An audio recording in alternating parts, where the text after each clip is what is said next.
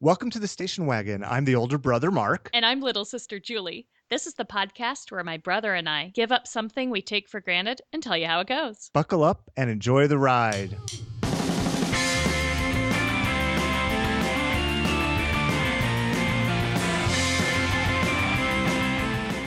Hey, Julie, how's it going? Good. I'm just admiring my beautiful reflection for the last time.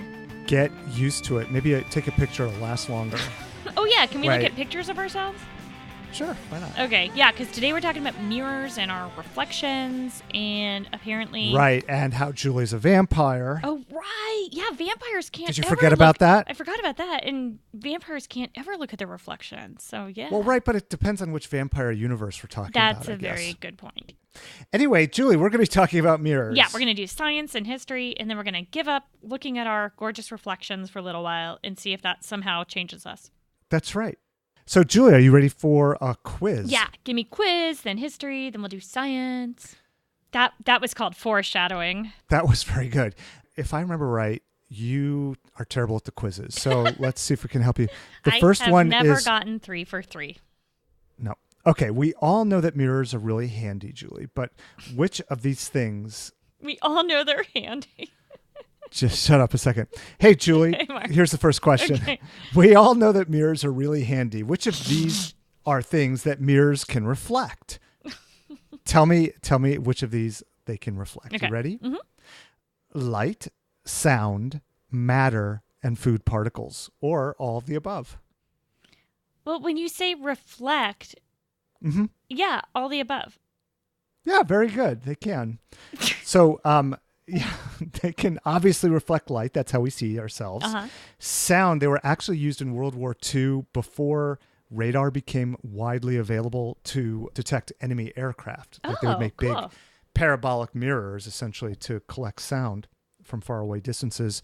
And they can reflect matter, and they do this with electromagnetic fields to reflect neutral atoms. Bloody, bloody, blah, sciencey stuff. Whoa, I loved your And scientific food recap. particles. Yeah, that's pretty good, right? Yeah, that's great. And food particles, because if you throw like cookie crumbs at a mirror, It bounces they back. don't absorb. Right. Yeah, they just fall right off. But So you got that one right. Good job. I don't understand why food particles and matter were two separate things. One, I should have been more clear. The matter was subatomic. I should have just assumed. Forgive me. Right. I'm sorry. No, it's not your fault. Okay. That was a problem the way the question was set up. Okay. So number 2, a person who suffers from isotrophobia has a problem with what? I'm guessing mirrors. Exactly. They have a fear of mirrors. This might be the first contest I get 3 out of 3. This is really great. Okay, so last question. Okay. We all know, and we all live by this, that breaking a mirror gives you 7 years of bad luck. Everyone knows How do this you- for sure. Everyone knows this for sure. How do you shortcut those 7 years? How do you overcome those 7 years? Not believing in stupid superstitions. That is true. That is true. You know what? I'm going to give you a point for that. Oh my gosh. You get that right. Excellent. And here are the ways that you can actually Okay. do it. One is if you bury the broken pieces of mirror very deeply in the ground. Sounds legit. Yeah. And polluting. That's pretty much it. Polluting. And imagine all the poor earthworms Aw. that have to, dig through the ground and ingest all that dirt with mirror Or fragments in see it. their ugly faces for the first time. They don't have eyes. Oh, Julie. never mind. Then it's all good. Yeah. Yeah. Okay. That is the quiz. So you did awesomely. I think this is the very first quiz you aced. I am going to go celebrate by taking my Right? mirror out for... Oh, no, I can't do that. No, Oh, man. you can look at yourself all during this episode. No, thank you. That would be the worst. That's like God. the thing I hated about dance classes was like all the mirrors everywhere. Like you can't avoid it. Julie, isn't the point of having mirrors in dance class so you can watch yourself and get better at it? I don't know. In theory, in tap Okay, class... no, not in theory, in actual real life. That's why mirrors at martial arts studios and dance classes and anything. Oh my God. By the way, how was your dance class, Julie? I was Have you terrible. proceeded?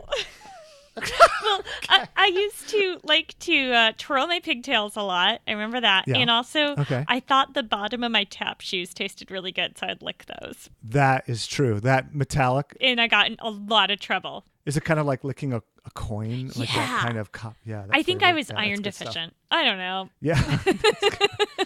Are you ready for history besides your history? Yeah, I'll get away from my history. Just goes Which is downhill just- from there. So I don't know. Just weird herstory, I guess.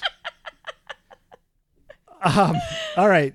About 6000 BCE, we found evidence of an early manufactured mirror. wow. According to Dr. J. Enoch in the Journal of Optometry and Vision Sciences, people in modern-day Turkey, which was back then called Anatolia, manufactured the first mirrors out of ground and polished obsidian. Wow. So imagine that. So That's a lot of work. I know that is a lot of work. Yeah. So looking at your reflection in a black stone Right. is really interesting. And some of these others are, just think about that for a second. So 4000 to 3000 BCE, we found mirrors made of polished copper. And later on, at about 2000 BCE, we found mirrors made out of polished stone again.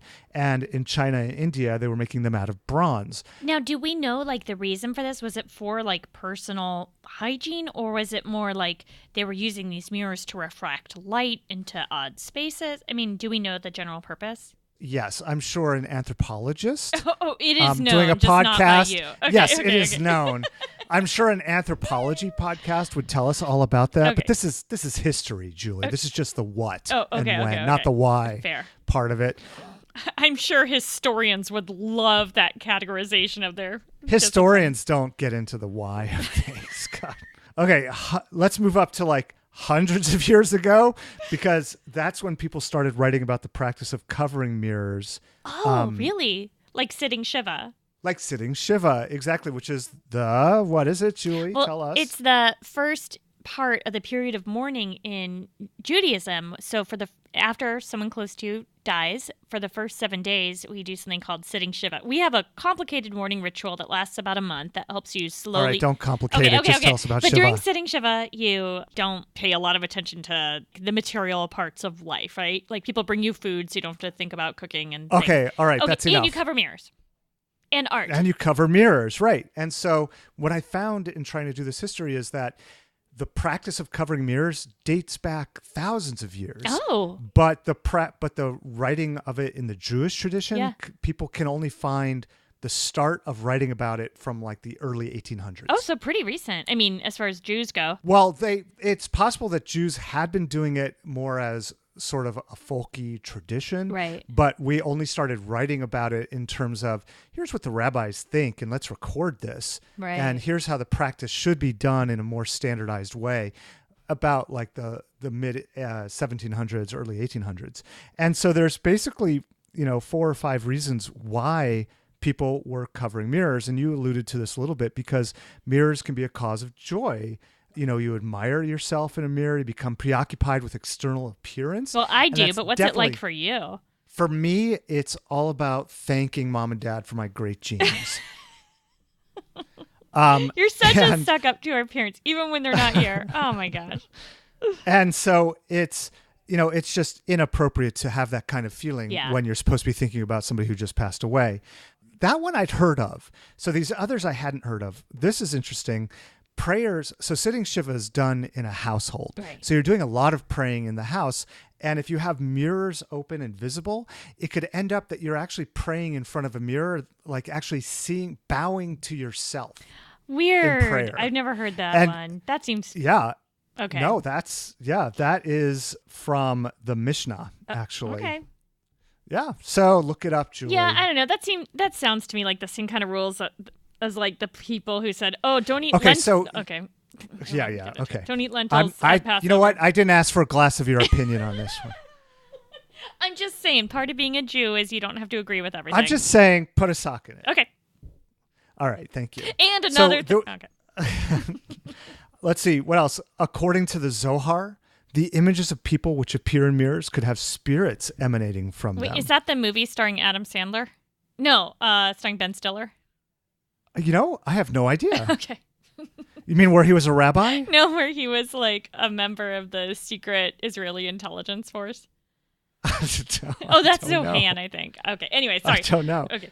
So at such a time when people are suffering from the loss of a deceased person, you can be especially vulnerable to the potential harm caused by those kind of spirits. So you cover the mirrors. And then last, evil spirits, of course, we all know this, reside in a house of mourning. Of course. They fill all the empty voids left by the loss of a human life. But, we can't see them, but we all know that they're there. Duh. Kind of like Night Vale's, faceless old woman who lives in our homes. Right. So the reflections may appear in a mirror, so we cover them up. So because it's disturbing. You want to be concentrating on mourning, not the faceless old woman. Oh, gosh, no. In 1835, the very first modern mirror was invented. What by that I mean it was in Germany from a chemist, Justus von Liebig. And he basically developed a process where you apply a thin silver coating to the back of a glass surface. So the first time it could be like commercially available. Right, exactly. And that's exactly right. And then in 2017, I'm jumping ahead here, we have the rise of mirrors that we don't really need, which basically I've seen now like interactive mirrors at stores, and you can buy these for the home for under $200. But where you look into them, they're a standard mirror, but they also have a camera that will superimpose feedback about your face on top of your reflection. So augmented reality, kind of? Kind of like that, right. So you can see how you look with different shades of eyeshadow or dress styles, etc. Without putting them on. You can also get, some of them have feedback about like wrinkles or skin blemishes and that sort of thing to help you. To help you know what it would be like to have acne? No, to help you meet some kind of bar that's just unnaturally too high. Right. So if you didn't have that already by all the magazines you have lying around your house, you can get that in your own bathroom in the privacy of your own. Yeah. I mean, I deliberately do not subscribe to fashion magazines because, I feel like as an American woman, I come up on enough of those messages. I don't need extra. Absolutely right. So that's where we're at with mirrors. That's everything you need to know.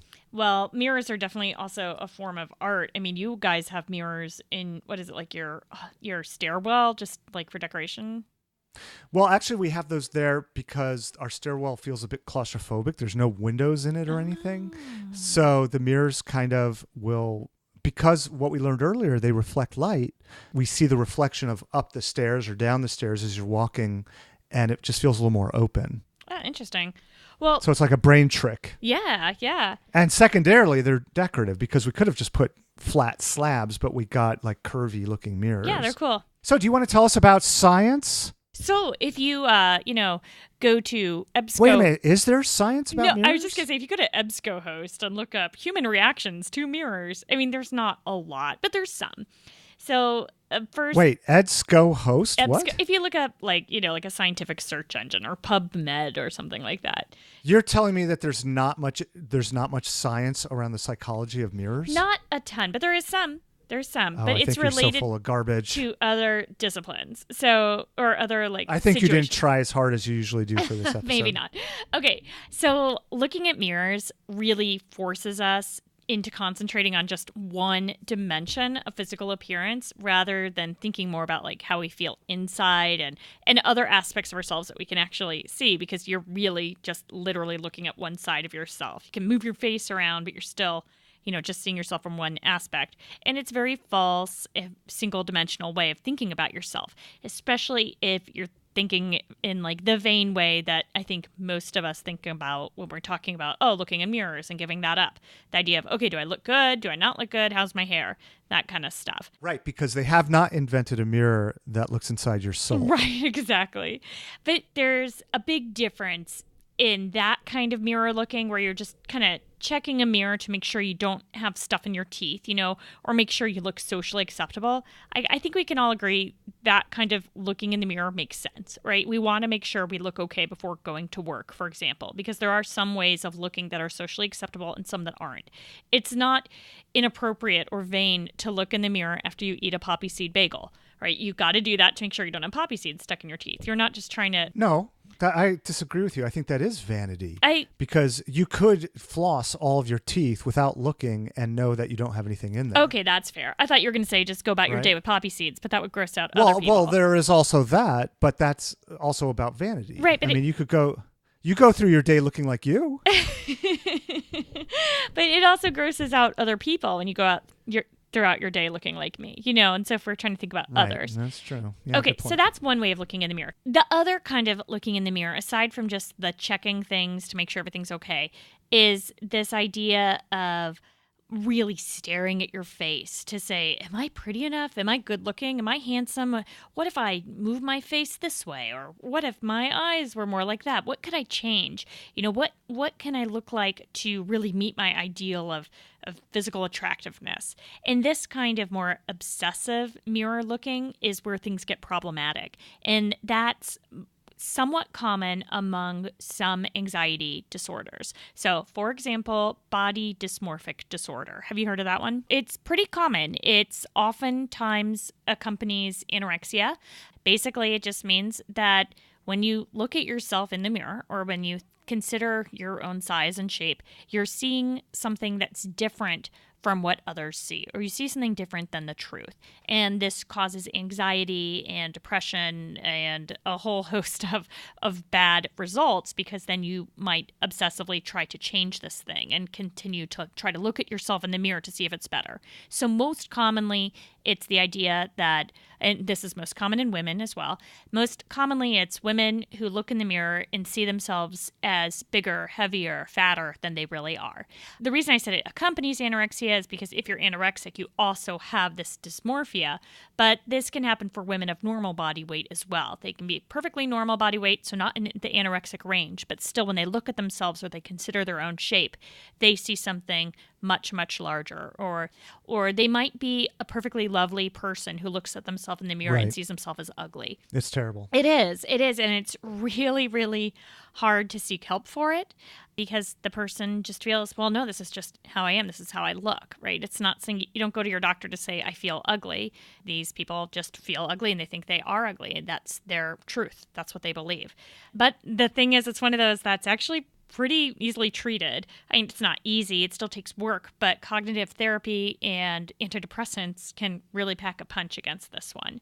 So I get angry looking at some of the lit that I did find, because some of it, and I don't even want to review it because I didn't like it. So I'm very selectively picking. That sounds really cherry picking. I know, but listen to this. So some of the literature was teen girls look in the mirror this many times a day.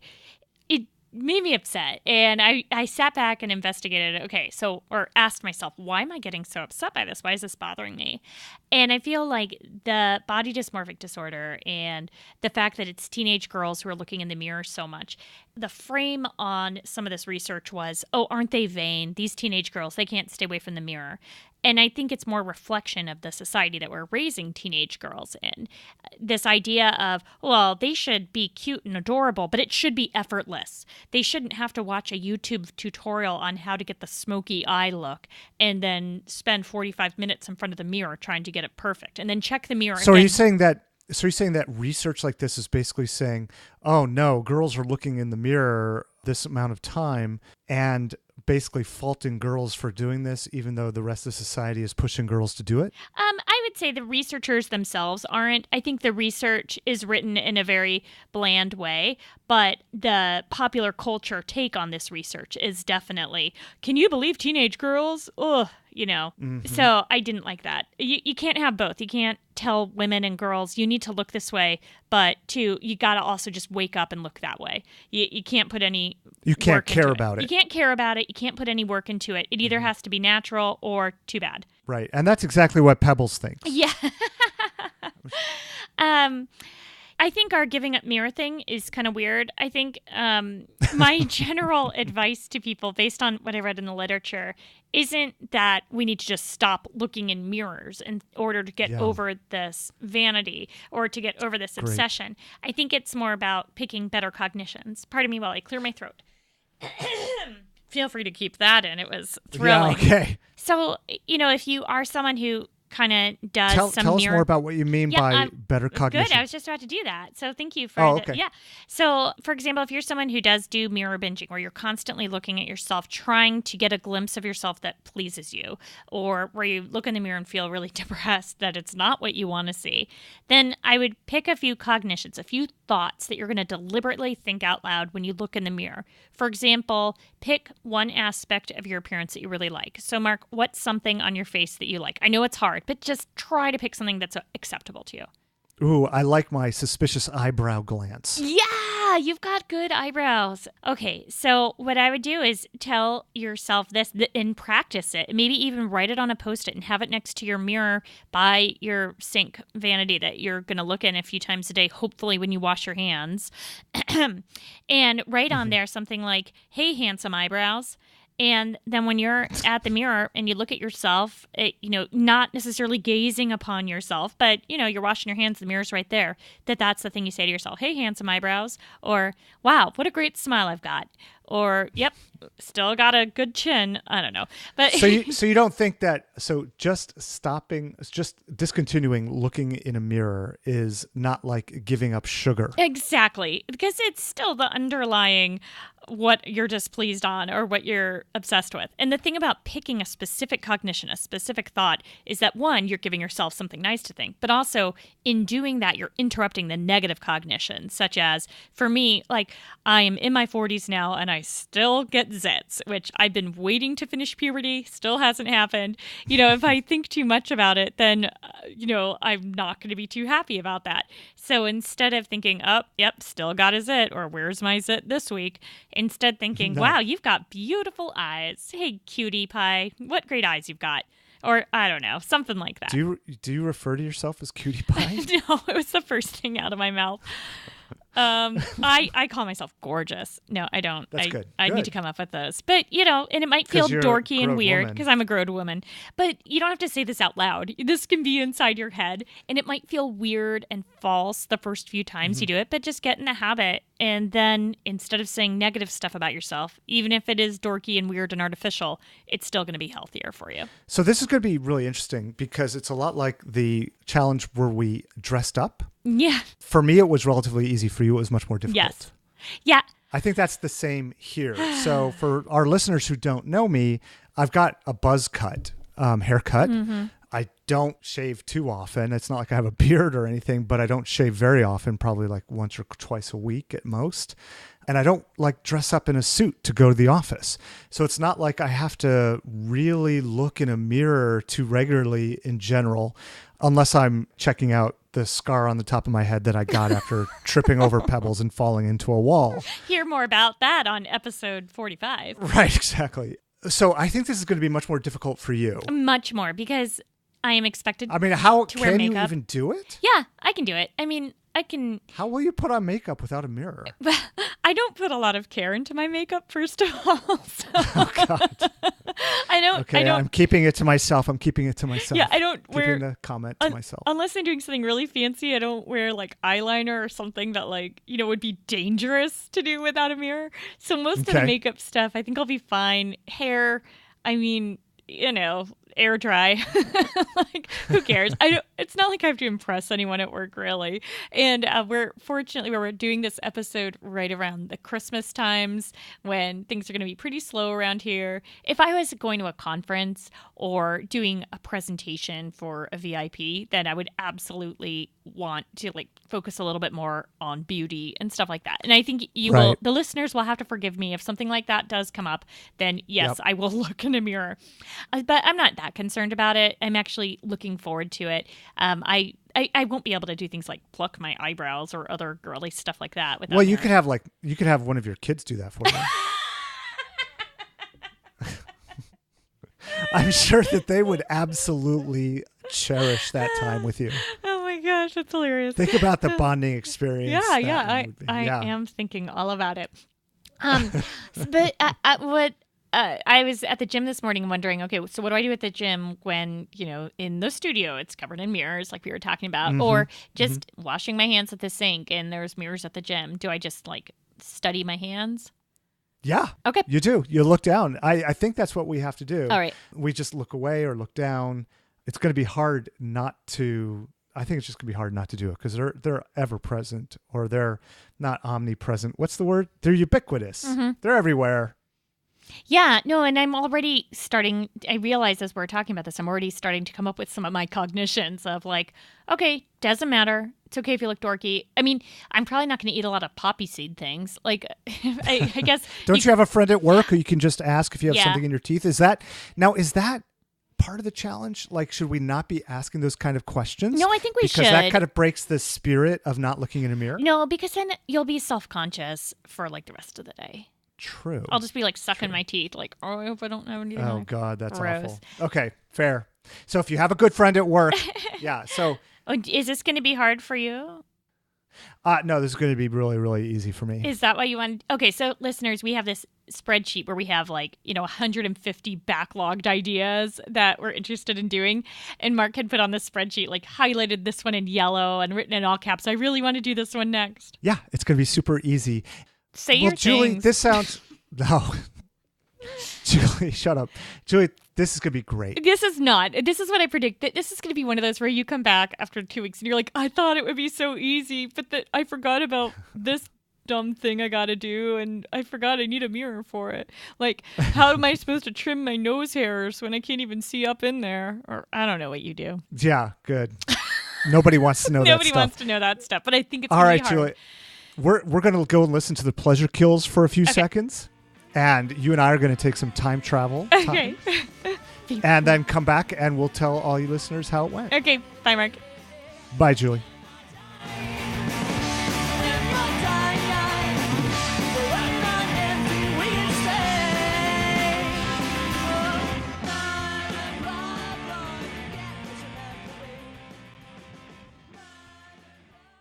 And I try not to look at mirrors because I don't want to see.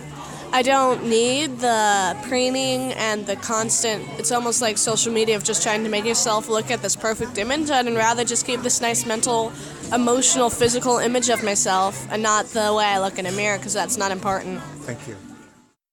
Hey, Julie, welcome back from 2 weeks of, I'm guessing that you didn't perform any grooming activities. Oh my gosh. Yes, this mirror thing. Mark, what do you have to say for yourself? I have to say for myself, thank you, Mark, because who else is going to put us through these things? Nobody. Yeah, listeners. What do you have to say to me, Julie? Listeners, if this is your first episode, usually these have more redeeming value to humankind. This one was just kind of dumb. No, my experience during this was not dumb. Let's hear your experiences first, because I would like to hear how dumb they were. Okay. Well, first of all, it's just impossible to walk into a bathroom at the airport or your work or anything and just be eyes averted, don't look in any mirrors, but look for the stall. Don't look at the mirror. Don't look at my reflection.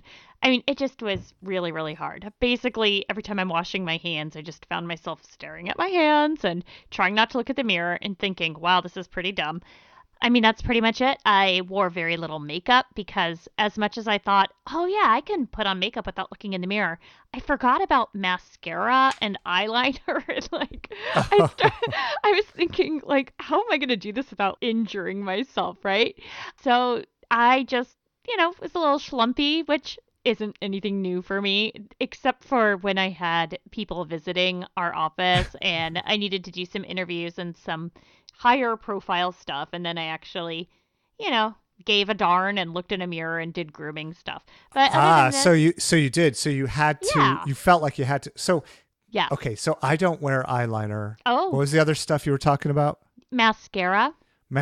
So that's your problem. Is you should have been wearing mascara this whole time.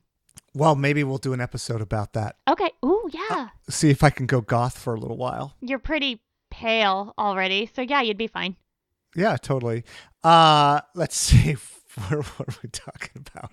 Oh, well, I wanted to know, how dangerous is it putting on mascara and eyeliner without looking at yourself? Okay, it's actually not that bad. It's not like I would accidentally poke out my eyeball or anything. It's more. Well, that's only if you're doing it while you're driving. Right. It's more like it. Well, I'm just not very good at doing this stuff anyway. It requires a lot of concentration. So Yeah, here's I think you talked about that in like the dressing down episode in or several episodes. Yeah. But like, right. here's the thing about mascara. You've got a thing about makeup and how we would all yeah. appreciate it if you wore more. Okay. Here's the thing about mascara, in case you've never worn it. That's the stuff that goes on your eyelashes, and Okay. it's wet, and it like takes a little bit of time to dry. So here's the thing that always happens to me is I put it on my eyelashes, and then I sneeze or something, and then I look in the mirror and I've got all these black lines on my face. I don't know if this happens to other people or if it's just me, but it seems like all the time.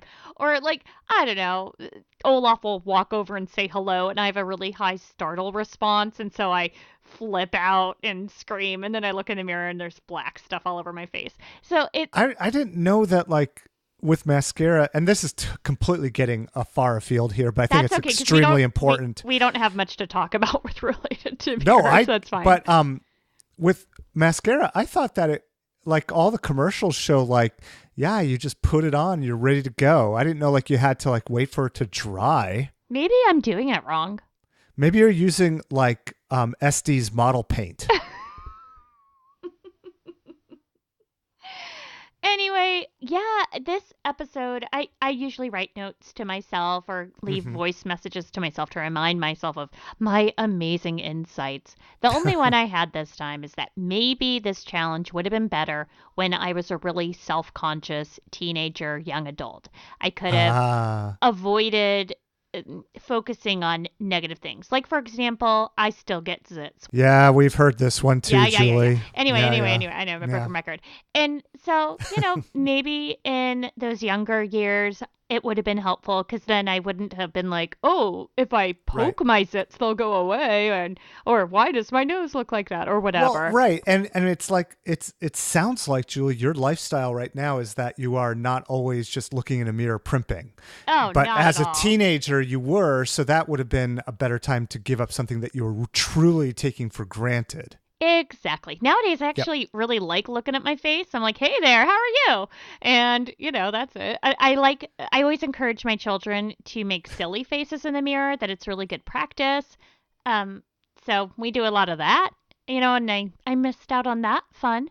But yeah, okay. I'm pretty confident, Anyway, good. What about you? What did you learn? That's really good to be confident for somebody of your height. Given the way I look, I'm extraordinarily confident. That's awesome. Super good.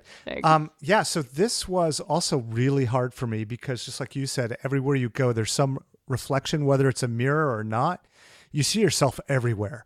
And so I really tried to be very intentional and not look in the mirror at all during this challenge. And I was pretty successful at it, but it started to affect, I don't know if my mood, maybe more like my psyche, because you know how we say that the eyes are the mirror or the eyes are the window to the soul? We always say that. Yeah, Hallmark cards. I mean, that's basically all they say. Sure. And when you're looking in a mirror, you're basically looking into your own eyes. You have to like look at that person. You almost step out of your first person self and you're at a third person kind of self-examination when you look in a mirror. I'm sorry. Yeah, that was just a big yawn. Oh, were you still talking? Yeah, please go on. For real? No, I'm just kidding.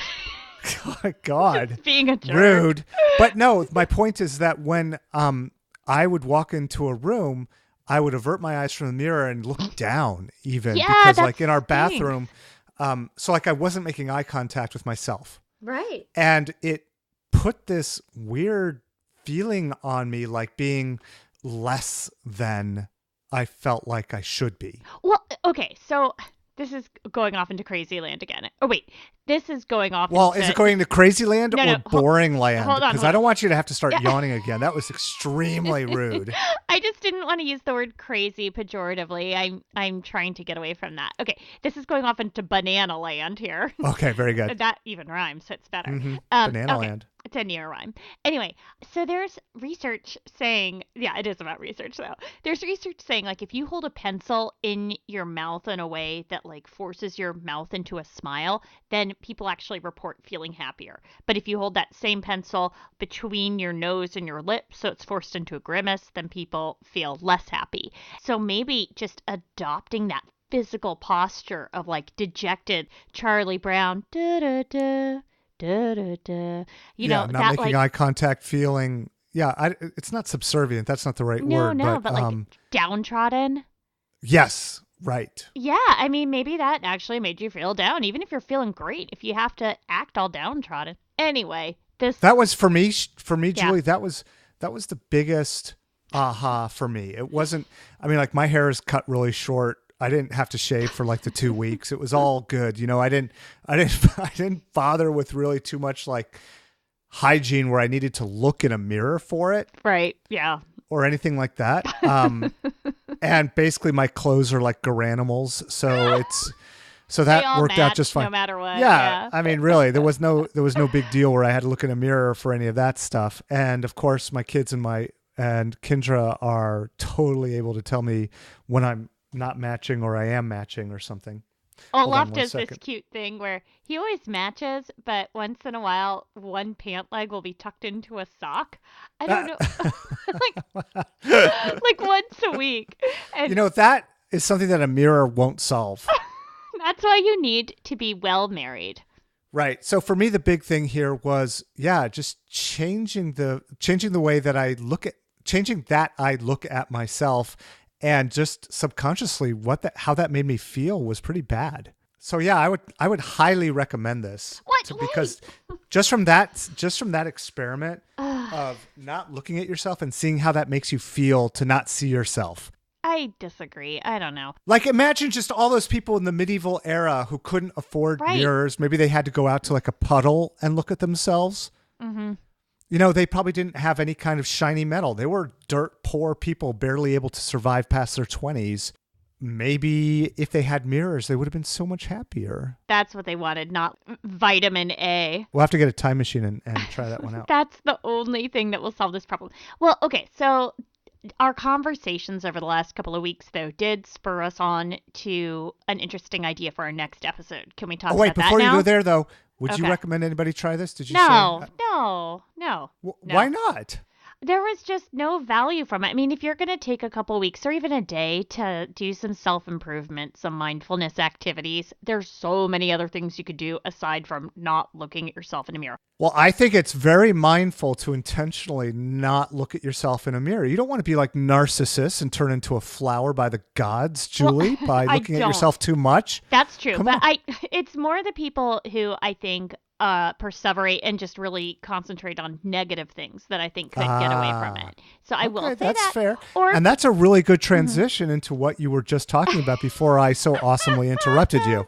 And I was going to say, or skin pickers. I think people who kind of compulsively pick at their skin and their hair, for them too, probably not looking in the mirror would be helpful. Okay, but Mark and I were talking about the self-affirmations that people do in mirrors, and that's kind of like the opposite. Not only were we not looking in mirrors, it kind of prevented us from like talking to our reflections.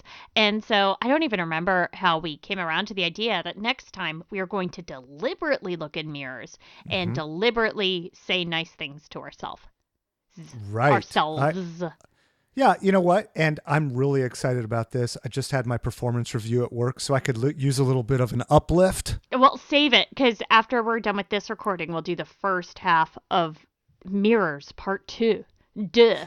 Mirrors Part 2, Self-Affirmations. That's really lame. In a world where everyone feels bad about themselves, look in a mirror. Playing at a theater near you. Rated G. Well, awesome, Julie. I can't wait. This will be fun. Okay, so let's let's round up the end of this episode, and then we'll get on to our next one where hopefully we will actually do things that are good for us. So listeners, stay tuned for that next app. We'll try to get it out relatively soon. We won't make you wait too long. Okay. No promises. Yeah. Well, Mark, what do you like to say at this time of the episode? At this time of the episode, I'd like to thank everybody who helped us with this, our family, our friends, our children, that guy named Olaf, who's part of the family also. I'm married to him. And the Pleasure Kills for their awesome music. Yeah. And we wanted to say if you have any extra cash around, send it to Planned Parenthood. We always like sponsoring them. Absolutely. Yep. Or if you have volunteer time, you can volunteer with Planned Parenthood. Great point. Julie, do you have any requests of In our a awesome world listeners? where Planned Parenthood needs your support. Wait, oh yeah. Hey, That, if you... you know what? This is the world where Planned Parenthood Oh, needs your yeah. support. Oh, Yeah. It's true. Did you know It's that? totally true. Yeah. Okay. Yep. All right. Yes. Hey, give us an iTunes review. Why don't ya? Or wherever you get your podcasts. But that's a great way to help others find us. So thank you for that. I think in we have advance. like 85 iTunes reviews right now. Yeah, it's pretty I want good. to see if we can get that up to 100. Oh, do you? I do, because 100 is such a better number than 85. They say it's bigger. It's definitely bigger. Right. Okay. And can be divided by 10? It can. Well, I mean, so Yeah. can 85, just not evenly. Oh, that's true. Okay, good point. Okay. Well, but- thank you, everybody. Thank you, you're awesome listeners. I hope you enjoyed the show. Okay. And Julie, you've been awesome too. Thanks for doing my stupid activity.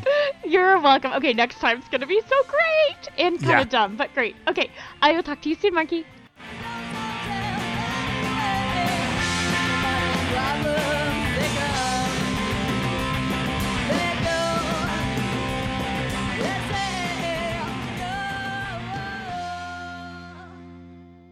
Understanding that people didn't have a good sense of the color of their skin or the color of what they were Oh. looking at. Well, they because could look were down at their always getting hand. Light reflect. Oh, doy. I'm editing all that out.